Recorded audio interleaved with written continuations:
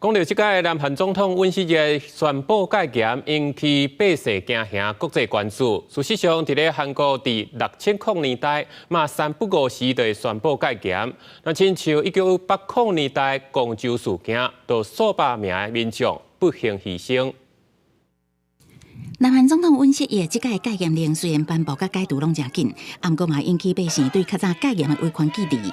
南韩顶一届戒严已经是40多年前，1979年，当时担任总统朴正熙被人暗杀了后，由国务总理崔奎夏发布，无偌久全斗焕发动军事政变夺权，引起全国江南学生串联示威。全斗焕1980年5月宣布扩大实施戒严，禁止所有的政治活动。 广州示威的情势升悬，全斗焕调集大量军力前往当地展开血清镇压，造成几落百的示威人士死亡，还有人互人逮捕刑求，令咱这个家属想到就心痛。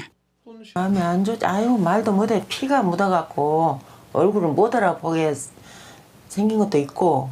南韩1948年成立以来，拢总16届戒严，其中12届是紧急戒严。头一任总统李承晚就捌用戒严来对付当时伫南韩境内共产党员，大规模逮捕，造成几落千人互人杀害。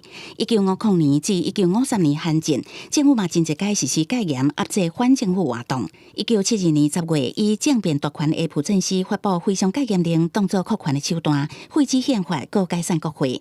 1979年，互人暗杀进前，嘛捌真一届用这种的手段来坚固政权，因为戒严的血泪史，让南韩慢慢走向民主政治。广州事件了后，政府伫1981年宣布解除戒严。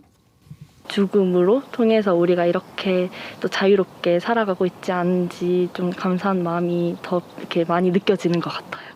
南韩戒严的年代，伫即马的首尔，也就是当时叫汉城的街路，常常有战车、军队甲示威学生囡仔发生冲突。即届尹锡悦向来戒严令，军队进入国会办公室的画面，若像国际新闻，阁互人直接想到较早。因为民主进程甲对自由的认知，所以国会快速启动弹劾，百姓上街头抗议，显示今仔日的实施戒严理由，若则无正当性，搁再爱互大家拢赞同，百姓袂甘愿照做。公司新闻黄文玲编译。